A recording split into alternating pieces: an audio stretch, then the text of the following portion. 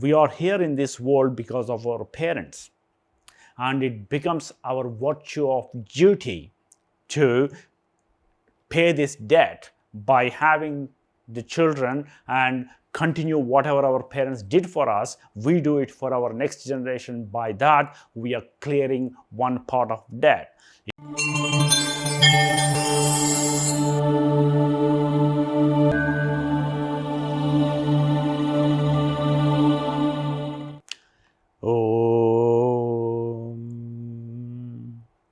𝗬𝗏𝗪𝗔𝗻. Welcome to episode 5 of Understanding the Wealth, the Ashta Lakshmi Stotra. The fifth form of wealth is called Santana Lakshmi. The word Santana referring to the children. So children is considered as wealth.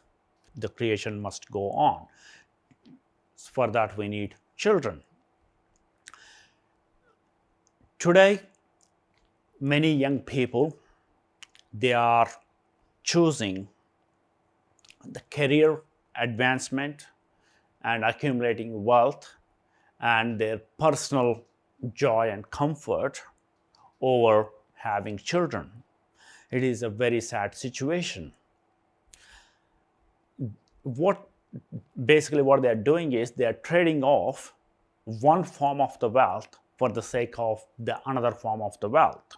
So for the sake of material comforts and satisfying their ego, they are like trading off their future happiness. This is all happening because of the consumerism. The consumerism is making us to believe that we are becoming rich by accumulating a lot of material wealth. But in reality, we are not becoming rich at all. Previously, in the olden generation, one person used to work and like 6 or 7 people in the family, they used to live comfortably and happily. Now, even if both wife and husbands work, we are living in a small, tiny little apartments, flats. And we are traveling a lot and we don't have time for ourselves. And we are working as slaves to our employers. So here, having children is the most important part in our life, because in Sanskrit it says 𝗪𝗏𝗪𝗔𝗪. That means your soul itself. Soul replicates itself as your children. So that's why parents will go to any length. They will sacrifice anything for the sake of their children. It's not just for the humans, but it happens for every species on the earth. So if we see a tiny infant or a little baby in danger, without second thought, we'll throw ourselves first to protect the baby or infant. It's a very natural instinct because they are the future.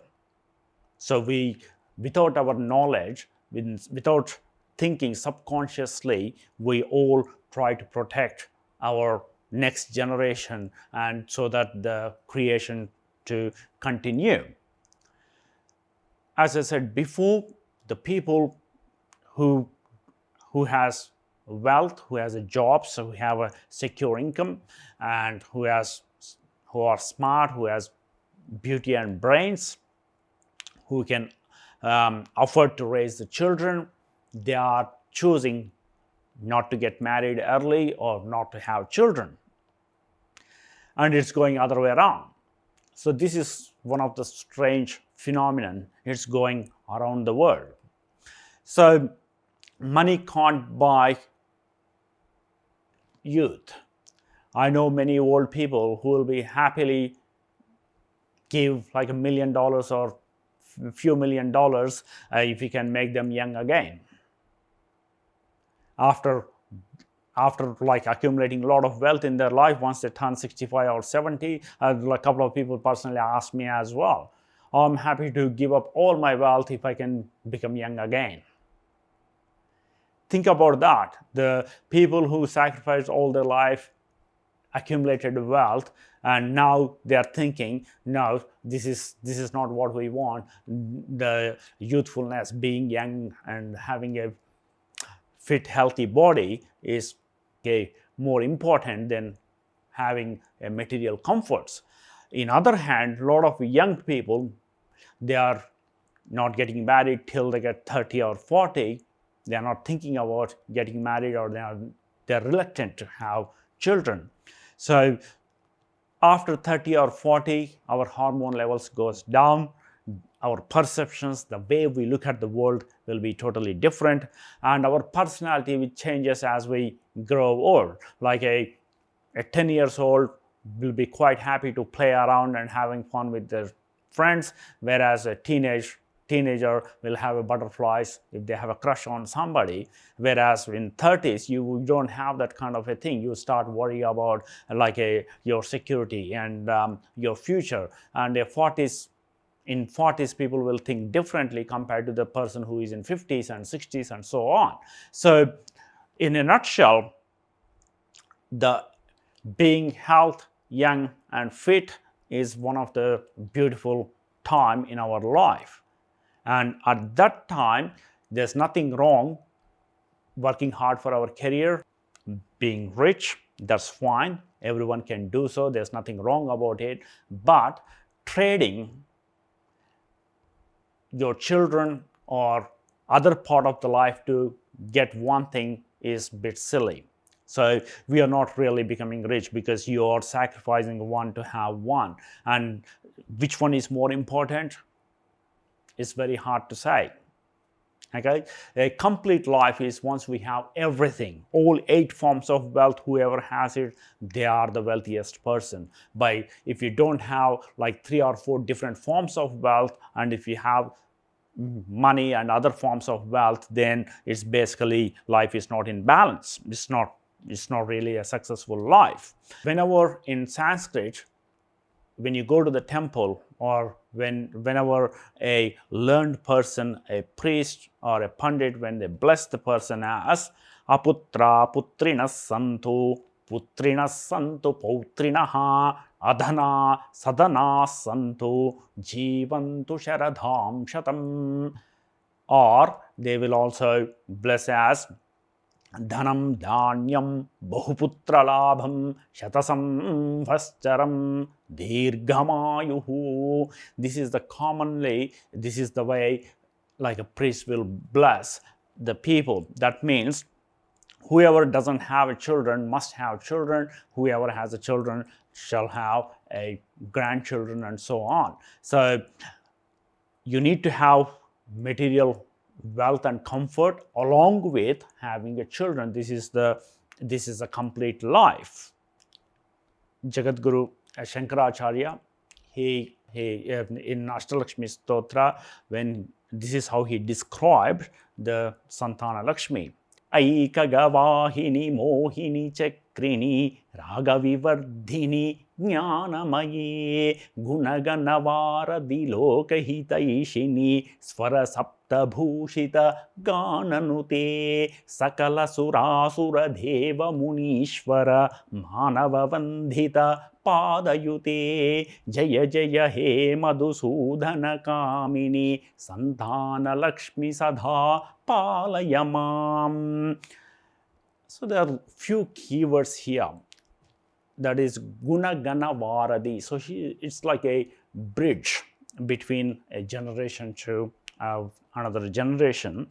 And the other keyword he used is raga vivardhini, means he increased the affection, love and affection. That's one thing. This is a bit contradicting. Usually we will in Sanatana Dharma we recommend not to develop bondings. But in this case, like basically he described as who increases the bondings. So there are a couple of different types of bondings. Some type of bondings are good bondings, some type of bondings are not so good bondings. So in this way we can consider having a children and having love and affection and being caring towards them is one of the good type of bondings. It will reduces our sin or our personal debt. We are here in this world because of our parents, and it becomes our virtue of duty to pay this debt by having the children and continue whatever our parents did for us. We do it for our next generation. By that, we are clearing one part of debt. If you start thinking too smart and not having children and being greedy and selfish, try to have my own life, I don't care about the creation, I don't care about the world, all I care about is myself. As long as I earn money, I don't care about having any children or like getting into married. I'll travel around, I do whatever I like. Okay, you can do so up to certain time in your life. There will be a time where you will be isolated, you will be alone, and once you get old, automatically we will lose a lot of connections and bondings with the society. As we grow old, our social circles, normally it will shrink. That's how the nature works. So people who makes the wrong choice, usually they suffer once they get old. Unfortunately, personally, I know many cases, many people, they came to me for help as well. They had a single child in their life in a very late age, and once they turn to 55 to 60 years old, unfortunately, for various reasons, they lost their children because of the accidents or health conditions, suicides, and so many things can go wrong in our life.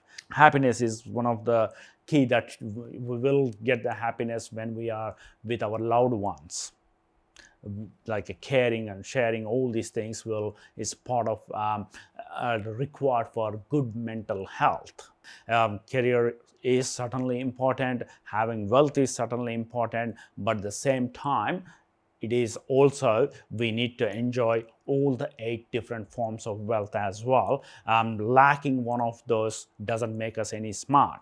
So I request any young people to at least have 2 to 3 children in life. You don't need to have many, at least a minimum 3 children in your life.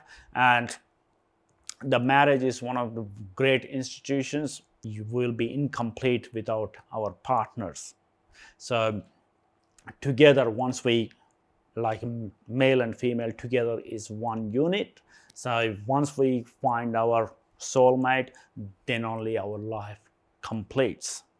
So the wedding is basically committing ourselves for the future. If someone says they are in love, but they don't want to commit for the future, then it's a question mark, like how much you can trust the other person. Anyway, that is up to individuals. So this is my advice. Swasti.